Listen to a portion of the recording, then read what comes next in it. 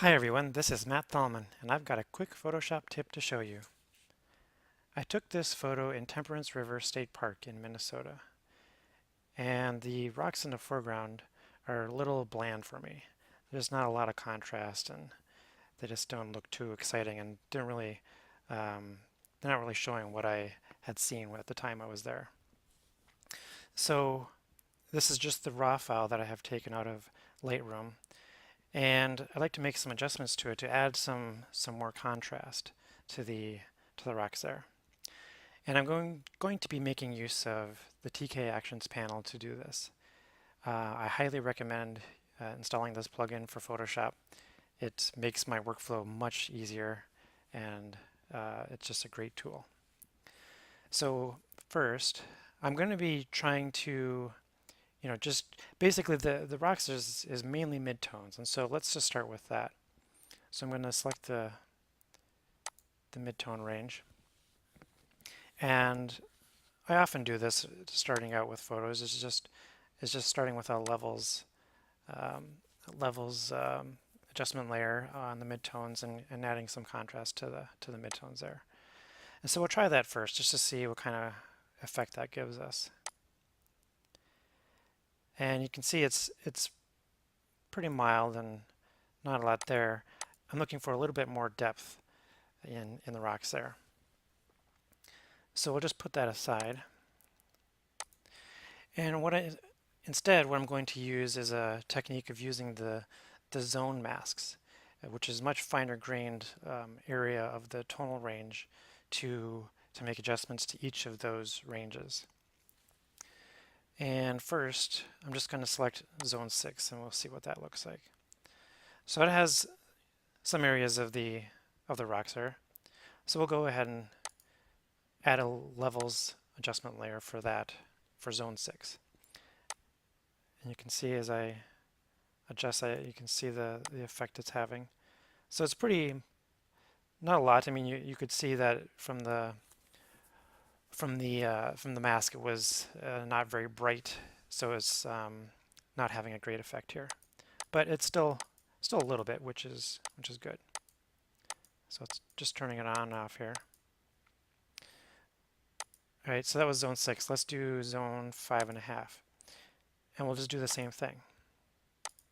We'll add a levels adjustment layer and add some contrast to that.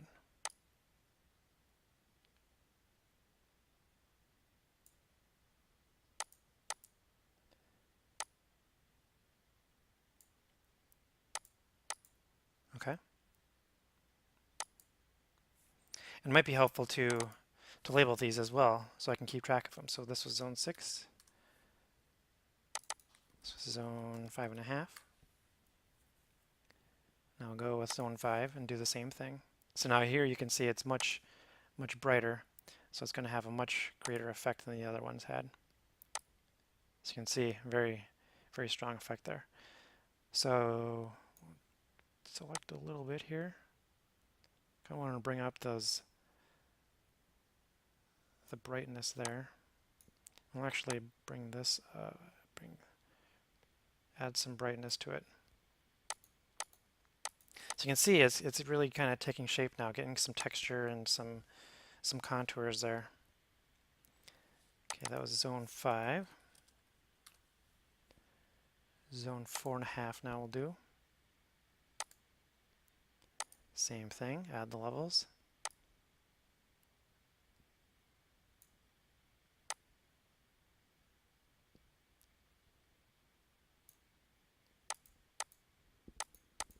Okay. That was zone 4.5. Okay, zone 4 is the big one. Okay, we'll do the same thing again. See, that's having a big effect here. So we'll tread lightly with our adjustment.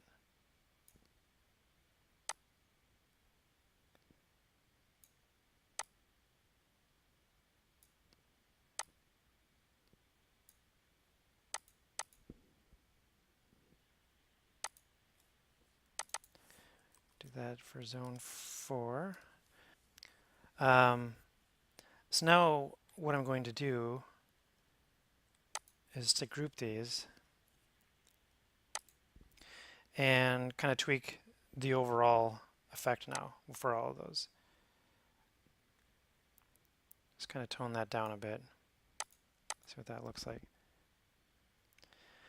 So let's compare that to the first one. So you can see the effect for just the mid-tone range. Now with each of the adjustments for the zones from what I had 4 to 6. I have zone 4 to 6 there. If we zoom in, you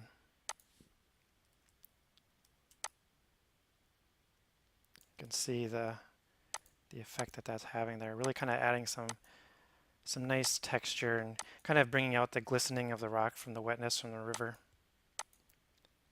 It's really nice. So now the last step is just to make sure that this effect is only applied to the area that I want. So I'm just going to invert that layer for now, get a white brush, and just start brushing in the effect here.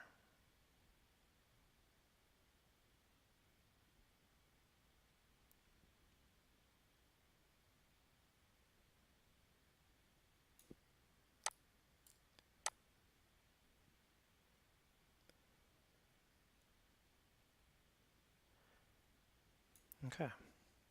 So I think later on I might further refine this. It's a little dark in some of these areas. But overall, you get the texture that I was looking for. I hope you found this tip helpful. Please leave some comments and let me know what you think. You can follow me on Facebook, Instagram, or Twitter. Be sure to check out future videos by subscribing to my YouTube channel.